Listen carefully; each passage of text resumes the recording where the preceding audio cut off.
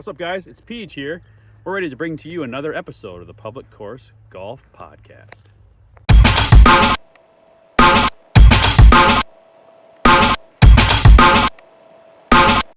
All right, guys, as you just saw, we were at Wedgwood today. Filmed on location. We got some great ideas for today's slang terms. So we started the episode, we played 18 holes in arguably one of the best weather days to play golf. Yeah, 79 degrees, no wind. No wind. That makes a difference. That was, yes. I mean, there's a lot of times the flag wasn't even moving.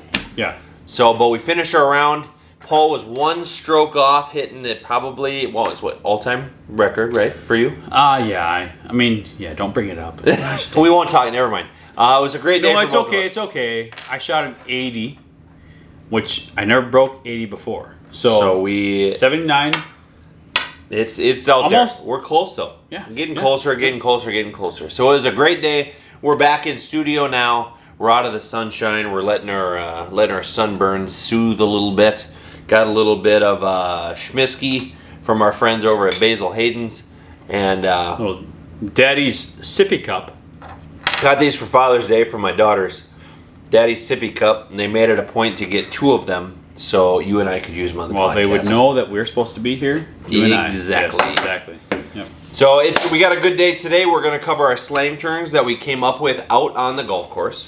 We're going to talk a little Chef Curry with his unbelievable, Is he not good at everything? literally He everything. is. My goodness. Literally everything. So we're going to cover that. We're going to jump into the Twins. We're going to talk about some atrocious contracts versus playing time, kind of the whole shebang. So today we got kind of a special episode. 6 homemade slang terms, all from today on the golf course in this beautiful weather. So with that, let's jump into this week's edition of slang terms. So number 1, typically when you get caught in the sand, there's some guys that can kind of with ease hit a little sand shot out, right? I'm jealous of them. Me, I wish I could. Because do that. that's pretty tough. That is tough. Yeah, I can't do that. Especially in Minnesota sand trap sand. You never know if it's gonna be like hard concrete sand or if it's Yeah. gonna be like this thick, like Fluffy. luscious, like ocean sand, right? Ocean sand brings us to number 1 this week, which is SOS. PJ, tell the people about an SOS.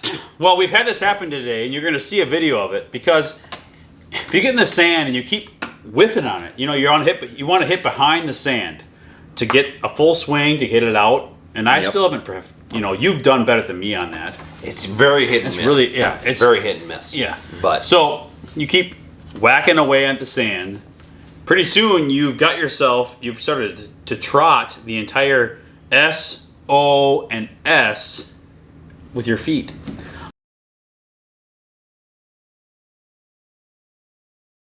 Almost like, please, I'm Get me stuck out of on here." sand. I'm stuck on sand. Help me out. get And me it's- out of here. Get me out of the sand. And how many times are you with your buddy Yeah. and they don't make it out of the sand the first time? Nah, it's... And they're still trying, and you don't even count the extra strokes. You feel bad for them. Right. It's like, I'm sorry you're in there. We'll just use those as practice. Yeah. So SOS is stuck on sand, and you are so much hitting again and again that the actual S, O, and S are formed in the sand. SOS, baby. It happens way more than you guys probably realize, probably to you too. You just don't want to admit it. Yeah. So if you're gonna maybe say hit out of a fairway bunker, or maybe off the fairway, this happened this weekend with Rory McIlroy. This is Yep. a perfect example of it. Maybe you want to keep it low. You want to kind of hit one similar to like on a frozen rope, Yep. right? Yep. But you're gonna hit one that's just kind of stays maybe out of the wind. You pick it off the sand. It kind of cruises down, and you hit a little bit of a stinger. Number 2 this week is stinger. PJ, tell the people about a stinger. So when you get stung by a bee, it's right direct in And your it skin. hurts so And it bad. hurts so bad. Yeah. No, Paul, it's I not know, that yeah, type of stinger. Yeah, but a stinger is. So Rory hit a 2-iron from 202 away from the green, in wind coming at him, and he knew he had to keep it lower than the wind. He picked it off the ground and kept it low and got all the way close to the green. It was an unbelievable shot, really. And so that's a stinger. When you hit it, keep it low, it bypasses all the elements. Yep. If you're in snow, wind, rain, whatever it is. How sweet would that be to play a round of my golf in the God. snow? Oh yeah, I mean, I guess we did on the What- ice yeah. with our Canadips. I know. Yeah, Canadips but team. next time we should try to play. An actual round. Yeah. I like that. So a stinger is where you get rid of the elements of the weather, Yep. and you keep it low, and you really strike it good. It goes all the way to the green. You know what would be a And- bit of a bummer? What? Is if you did that, you hit an actual absolute stinger frozen rope up, it rolls onto the green. Yeah. But my ball's on the green already. And your ball rolls on, it hits off my ball. So you hit my ball, it's sit on the green, but you hit it and you move it away. Little bump and grind. PJ, tell the people about number 3 this week, which is bump and grind. As much as I don't want to relive what I just saw from Mike Yeah, there, you don't that You're movement. gonna pause it and No, I rewind will it. not. Rena, I will not. But a little bump and grind. So we've heard bump and run, Mm-hmm. right? So bump and grind is where you get up, you hit the ball, and typically it's you're trying to approach the shot. Mm-hmm. Someone else hit probably a pretty good shot, like it's close to the hole, Yep. and your ball bumps it and then kind of moves closer. That's a Yep. bump and grind. Unfortunately, your partner's ball is short, or it's more long. Yeah. You're closer. Yeah. But you know what though? That's how you do it. Part of it. Hey, if you're on the club and you're bumping and grinding, some people are your girls, some people aren't. You kind of. Yeah. Oh yeah. Yeah, baby. So, okay, hear me out. Let's play this scenario out. So instead of, say you hit it close, you don't hit my ball. My ball's sitting on the green. You know what? For this scenario, Paul's ball is on the green. Okay. Well, no, yeah. so then okay, yes, I hit yeah, my ball. yeah. You're already on the green. You're set to go. That rarely happens before him, but yes, I'll take that. It might because happen. happened. Yeah. Okay. So your ball's on the green, right? Yep. I hit mine. It rolls. It almost brushes up against, but it doesn't. It just kind of sneaks by. A little Minnesota sneak by. What do we say in Minnesota when all of a sudden you're like, well, what comes out of your mouth when you do that? Oh, let me scoot Oh. right past you. Let me scoot right past you. Oh. That's number 4 this week, which is an PJ, tell the people about an ope. Well, an is where you just kind of like hit the partner's ball. It's not a really true bump and grind where you like really smack it. It's more like a little Just kind of snake by. and right there. You're walking past. You're in Walmart. You're in Target. Yeah. I guess. Let me sneak by here. Sorry. But when you think about it, it's kind of like the ball is personified by a human. It's like Yeah. if that ball could speak, it was like Let me just sneak Yeah. past you here, get a little closer to the hole. But that's probably a good thing though, because if you're playing with somebody who actually plays well, like you want, like if they're close, Yeah. you're also going for that same Yeah. spot. You want to be in a little bit closer. So I you mean, want to it's- have the same kind of model. Like if you don't want to ope Yeah. from like 15 yards away. No. Oh, let me scoot right past you. Oh, I'm still. Out in the, out in the fairway. I mean, I'm still in the rough, and I'm hitting my 4th shot in a par 3. You know what I mean? You want to be on the green. Yes. You want it to be a nice, kind of a shot setting you up for some success here. But I think people who are playing golf feel that feeling. Yeah. When the ball is approaching that, and they're like, "Oh my gosh, that's gonna probably." Is it going to hit? Is it going to Yeah, hit yeah. Paul's ball? Nope. Yep. Oh, okay. Perfect. So that's and people from Minnesota understand that. People from other states, you know what? You guys might not get that, but Adopt ope, because ope is a great word. yeah, it is. really a word. is, And yes. you're going to use it, especially if you're from Minnesota. You're going to pay Yes. attention Yes. to how many times you go, Yep. oh. It happens all the time. How many Oh. times do we walk anywhere? I mean, I can think about like in Disney World, we were like passing people in line or whatever else with our kids. Yeah. I probably said ope a ton of time. I don't even. Let me sneak past here. Sorry. So it's a Minnesota thing. You wish you're from Minnesota. If you're not if you are from Minnesota, celebrate it. Here we go. Yeah, baby. Celebrate the ope. So number 5 this week, we're gonna say, all right, we kind of planned this strategically. It all worked out. They kind of Yeah. stem from one to the other. So you hit it. Yep. Shot, right? Oh. It's I don't know, a couple feet away. It's not quite a knee knocker putt. Sure. Yep. You're just playing you and your buddy. You're out a little cash. You're not playing for anything crazy. So what you do is you walk up. I'm gonna kind of. I mean, you're not gonna fully be able to see it. Well, but we wish we could. you wish you could. Yes. But you walk up, you're going to do a quick, you're 2 feet away. Yep. You kind of stand on one foot and just quick hit it in. Yep. Hit 9 times out of 10, you make that putt, right? When you could probably go up there and analyze it for 10 out of 10 and miss it And then all miss the it. time. Miss it every time. Yeah. So you just kind of quick tap Go it up in. there, yep. Maybe you go lefty. Yep. You hit it lefty, but you're a righty. Yep. Hit it righty, you're a lefty. You Doesn't even matter. like chipped on. You used your pitching wedge to. Yeah, and you just kind of do it. Yep. So number 5 this week is a flamingo finish. PJ, tell the people about a flamingo finish. Besides the alliteration that works so good, flamingo finish, or a 5-foot flamingo finish. That was a really good one. But like that one, Cole. we had this a lot of times where you get close enough to the hole, and you were expecting something more grand to happen, and you were still pretty far out, but because it didn't happen, Yeah. you're like, and you go up there and you just tap it, and you have 1 foot in the air, and it goes in. And how many times did we try that today, specifically? A bunch of times, yes. And how many times did we make it? At least 80%.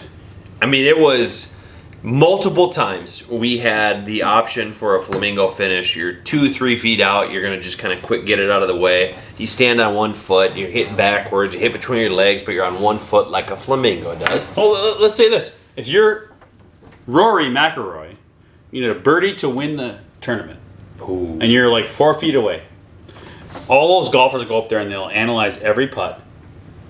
You could go up there and do a flamingo finish and probably make it. Same amount of times Yes. that they're going to make. So, basically, as you go up there and you say, oh, yep, easy putt, 1 foot in the air, put it in.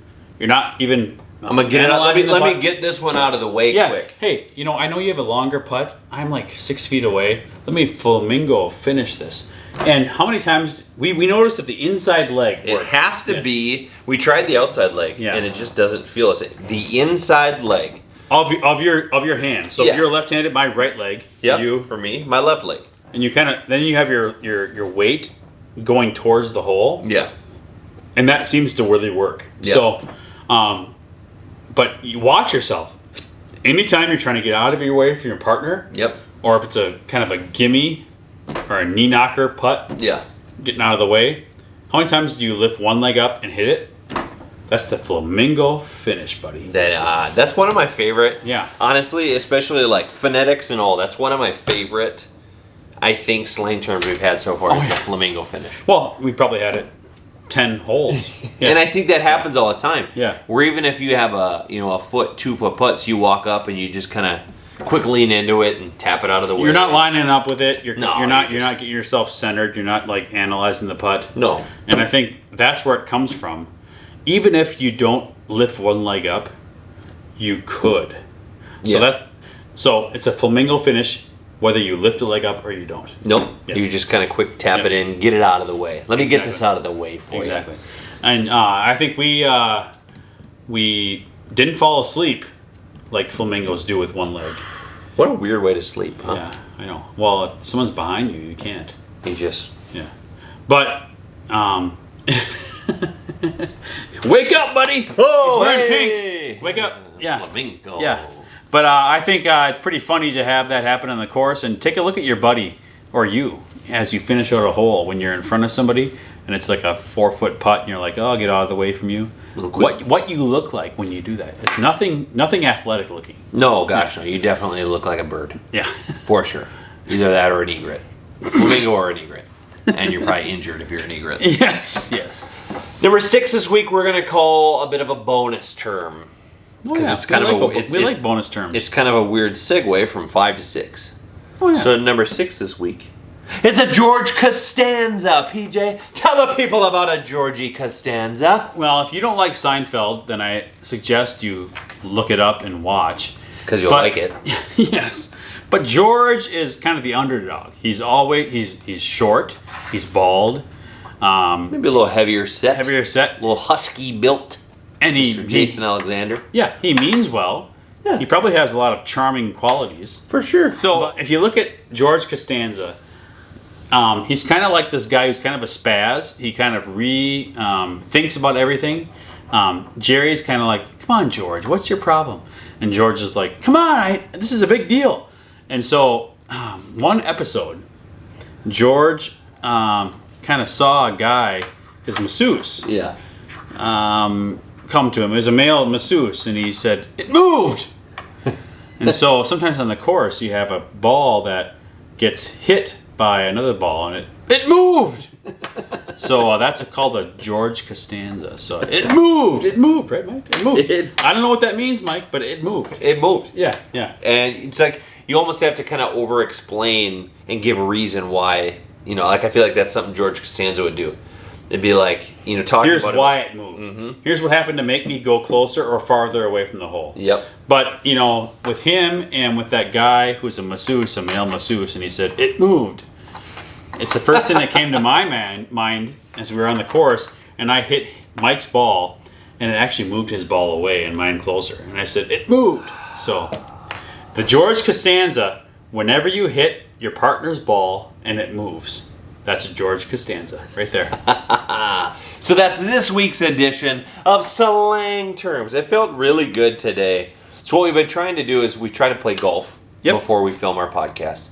That kind of gives us some fresh inspiration. Well, it's more authentic. So if you want authentic slang terms and authentic analyzing of the course and how our ball plays, then wouldn't you want that? So like we're not making this up from just random. Right. We are actually experiencing this stuff happen. Stuff that happens and it kind of triggers things. Correct.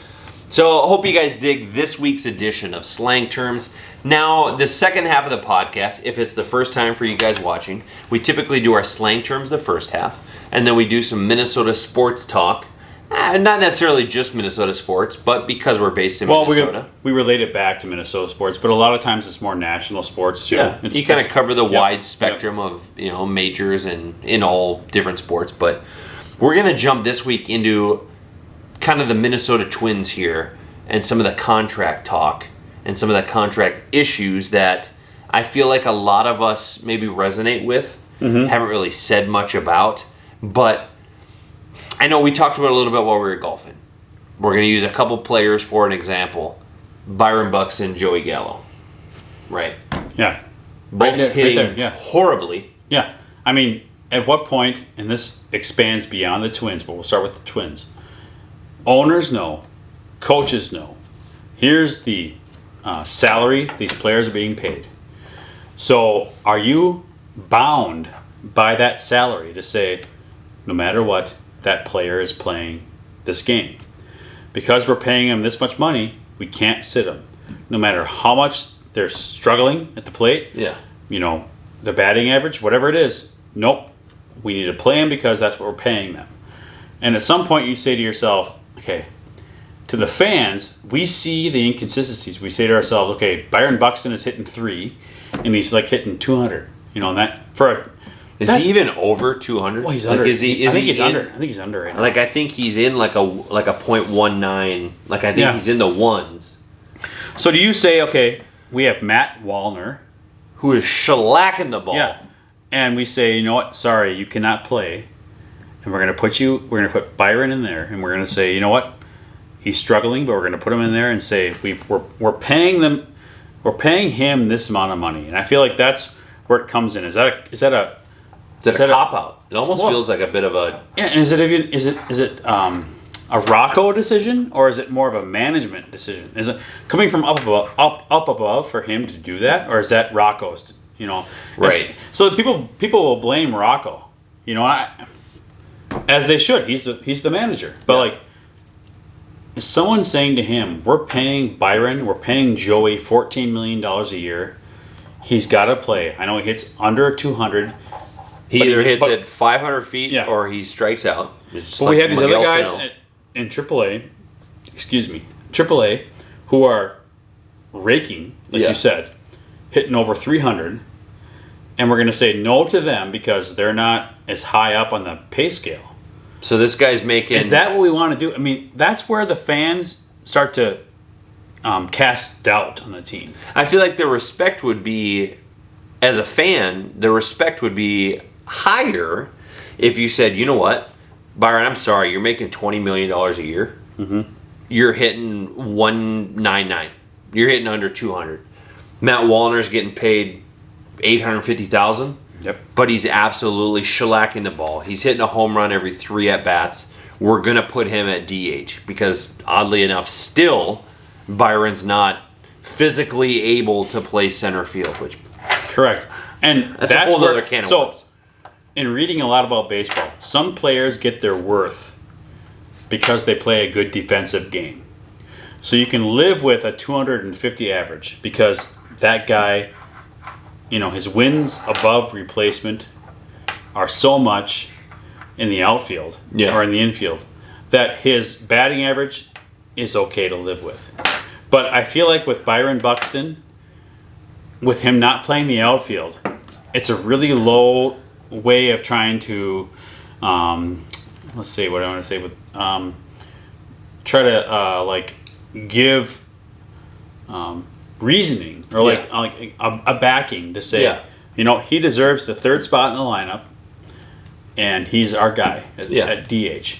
And imagine if you were a guy in AAA. Yeah. You work in your tire. Which is really good baseball. I just went to a Saints Durham Bulls game. Yeah.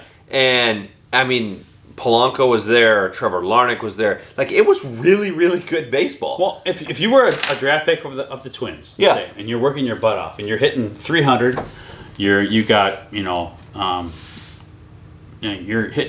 you have 10 home runs, you got 20 RBIs, and you're working your tail off.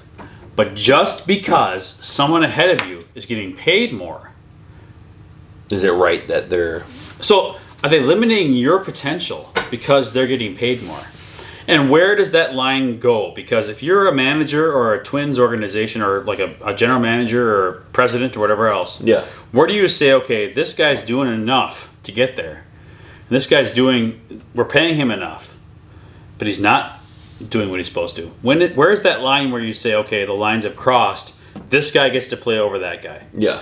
Because you can't hold back people just because they play the same position as somebody who's struggling, but gets paid a lot. Right. And I like Byron Buxton. He's one of my favorite. I love Buxton. But we need wins. We're in a weak division. We're a game ahead of Cleveland, and we're a game over 500. That's it. It'll be that way until the end of the season unless we decide to say, let's make a difference with what our guys are doing in AAA.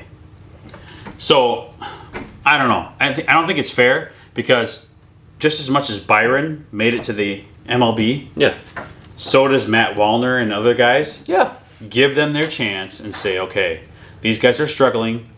Maybe they'll recover. Maybe it's our hitting coach. I don't know what it is, but we should not be with our pitching. Right, number one in every category. Our starting pitching staff. Yes. Yeah. You got 2 pitchers that are all-stars, and you're literally 1 game over 500. Yeah. I don't get it. You're getting a career year out of Sonny Gray. You're getting, it maybe looks lopsided on paper, but the Pablo Lopez for Luis Arraez trade, I mean, yes, Arraez is batting 400, but Pablo Lopez had a great year. I mean, he really has. He's maybe not, he's not 9-1. I think he's ranked in the top 10 in strikeouts for the American League. Yeah. And he's not, he's not 9-1, 10-1. I think he's 6-4. Well, but win-loss for pitchers, that's really such overrated because you could have a pitcher that pitches lights out, but that team does not provide run support for that team. And that seems to happen with the Twins. Yep. So, I mean, it's one of those. We have lights-out pitchers, but then all of a sudden, Pagan comes in. I mean, it's a whole. The Minnesota Twins we could have an entire podcast talking about the irritations. And I don't know, maybe you guys are fans and in fan bases of other teams, other major league teams. We're going to stay with baseball. Maybe you're a St. Louis Cardinals fan. I don't know. They've been perennially good, so we can't even say that. No. I just don't understand. I feel like the Minnesota professional sports are always on kind of an island by themselves with these stupid mistakes. And maybe it's just because we're from Minnesota. They could be. But I just don't understand. I don't get it.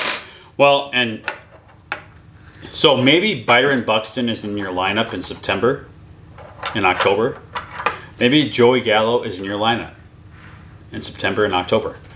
But maybe they don't get there until you say, you're not hitting well, you're not doing what you're supposed to do. We're going to put these guys in that are, and they're hot right now. Yeah. And you put them in, and that motivates those guys to say, we need to be back in there, and now they're in there. Like, shoot, I'm making $20 million a year. I am Byron Buxton. I should be raking the ball right now. Because we can all read stats. All of us fans can say, okay, looking at the AAA stats, why is this guy not up there? Yeah. And that's very frustrating. And I feel like Rocco might know that. Yeah. And that's where you don't know what's on the inside of what happens. Like, is that the upper management that says you have to play these guys? Or is it Rocco saying, no, I'm unwilling to, bring these guys up? I have to believe it's from upper because They're the ones stats paying don't the lie. guys. So I just... Any level-headed manager you would think would see, all right, Matt Wallner's hitting almost 400 at AAA, which again is really good baseball. It's not like he's down at single A hitting 400. And he's been doing that for a long time. He got Consistently. sent down when he was doing well. Yeah. Yeah, he's been doing well the entire And he continued to do well. Yeah. So it's like, I mean, you can't lie on the fact that these guys, like I specifically was watching pitchers for the Durham Bulls, and even Dallas Keuchel started the game. He's been doing great. He started the game for the St. Paul Saints. Dallas Keuchel did. Yeah. Throwing 96, 97 miles an hour. Yep. You are playing against World Series caliber, World Series winning pitchers in AAA baseball. Well, you're playing great baseball and you're hitting 400. You should not be second tier to somebody who makes 20 million but bats 195. I'm Yes, sorry, it shouldn't yeah. happen. And maybe when you guys see this, and you guys watch this podcast, when we film this, it's kind of like we're frustrated. Maybe things turn around. Maybe Buxton's hitting Yeah. out of his mind right But we need Which to I point hope this so. out because I feel like even as it ebbs and flows, there's this lower point that stays too long with the Twins. It stays too long. And we're going to waste all the good pitching we have. We've been waiting all our time. We've been Twins fans for a lot of time. We had Johan Santana. We had Francisco Liriano. We had Joe Mays. We had, Brad Radke even. Guys that were pretty consistent. Yeah. We have not seen this kind of consistent pitching in a long time. I mean, that's what we complain about every year. Don't waste the pitching. Don't waste the pitching. Right? I mean, Yeah. we complain about it every year. Yeah. It's it's just, I don't know. We're in a year. Hopefully now, as we get through, just a couple weeks ago is the All-Star game, we can get through the All-Star break. We started off. I know the Twins swept Oakland straight out of the gates. A little bit of a rockier time with Baltimore right afterwards, but I mean, it's one of those that now hopefully they can keep going. Cleveland, it seems like every single year. Seattle. After Yeah. Not Seattle, Baltimore. yeah. Seattle. Yep. But Baltimore was tough before the All-Star break. Oh, God, that was bad. Baltimore, Yeah. that was a bad, Baltimore that was is a bad coming up. series. They're That was a bad series. Yeah. With where they're at, like right now they could be. We just want the Twins to maximize their strengths Yeah. and not waste something that's really good. And we have not had Sonny Gray, Pablo Lopez, Joe Ryan, Kente Miyata. Even him coming out of Yeah. injury, he's pitched great. Even like Bailey Ober, and like we had those guys on the bench too that could pitch, and it's like these guys are not giving up a lot of runs. Like No. let's support them. So Hopefully that's what happens. I don't know. You know what I think we should probably just do? Just to make everything easier, let's just sign Mr. Steph Curry to be a pitcher. I don't know. right-handed, but Let him just drop one into look this way. home plate. Yeah, I know. The dude's good at everything. What can he do? I mean, we're talking about public course golf here, so we're talking about golf. We're not talking NBA right now. We're talking golf. Steph Curry with golf. He hits a hole-in-one. But one thing I love about his hole-in-one, and I wish more players would have this kind of celebration.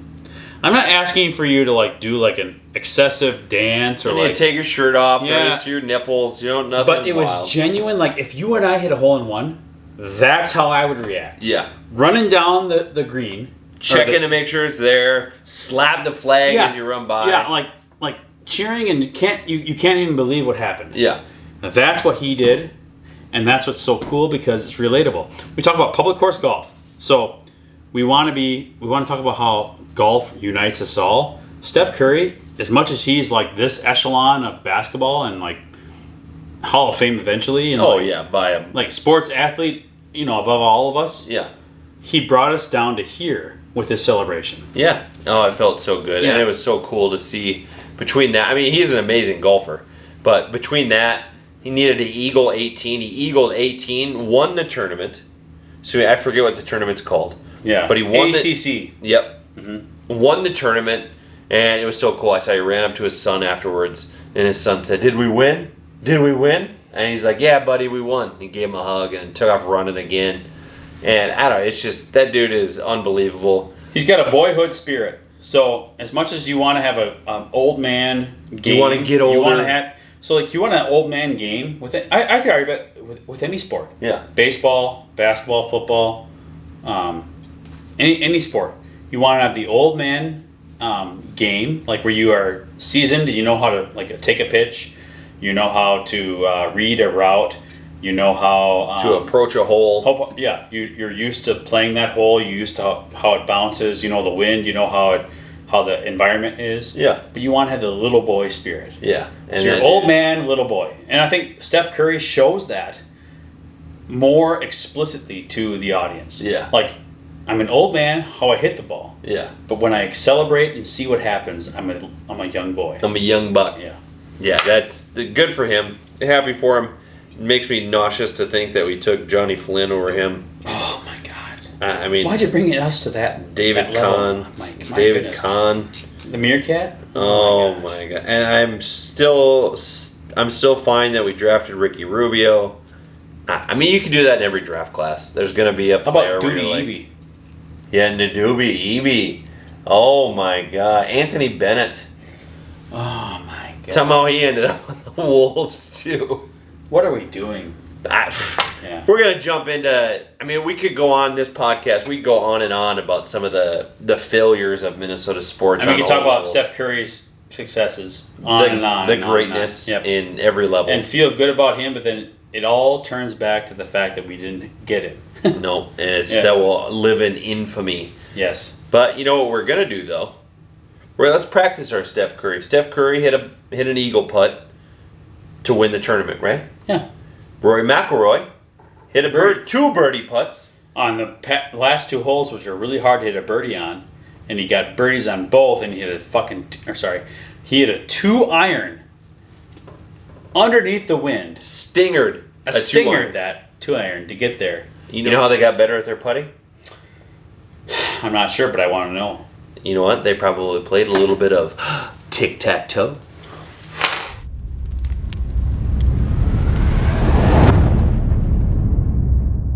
What's up, y'all? Welcome back. If this is the first time watching the Public Course Golf Podcast, you know when we're in studio, which in the summertime seems to be maybe a little bit fewer and far in between, but when we are, we like to finish each episode with a game of tic-tac-toe. So we have our little tic-tac-toe putting mat, and just like you would play at home, you try to get 3 in a row. That's what we do, but we putt the golf balls. PJ is running the board. I think it's 6-2 in tic-tac-toe. So let's see if I can get victory number 3 on this week's episode of Tic-Tac-Toe.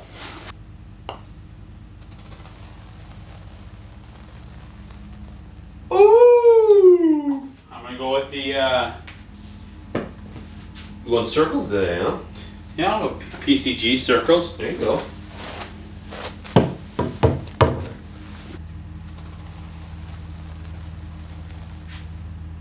Good Lord, is that?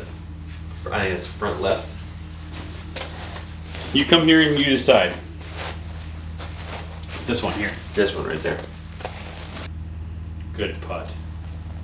Come on. There you go. At least on the board, didn't play good defense, but.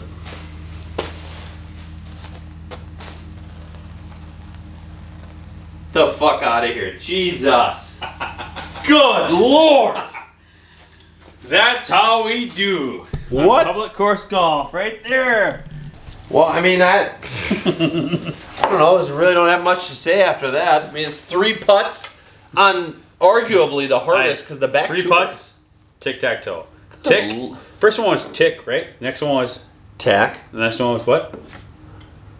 Was toe. Last one is toe. Yeah. Peach, congratulations. Yeah. Just Yes. running the board on tic-tac-toe. You know. If you guys dig this week's episode, please hit that thumbs up button. You're watching it on the new Public Course Golf channel. It's our own channel dedicated exclusively to the video podcast and podcast content. So if you are yet to do it, please hit the subscribe button. If you dig this episode, hit the thumbs up button. Now we are going to cheers our glass. Oh, you don't got anything left? I do. Oh, there's a little bit there. Yeah, there is. We're going to enjoy our 19th hole beverage courtesy of Basil Hayden this week. We're going to cheers it. We're going to head back. I got to practice. This is horrible. So, Peach, congratulations. You're absolutely You know what, though? right. I mean, you know, it's an honor to be on this podcast. And if I can win something, you know, I'm winning at life. Yes. Yes. Yes. Cheers There to you go. that. Yeah. All right, guys. Thank you so much for tuning in. We'll catch you next week. With that, we'll catch you later. Bye.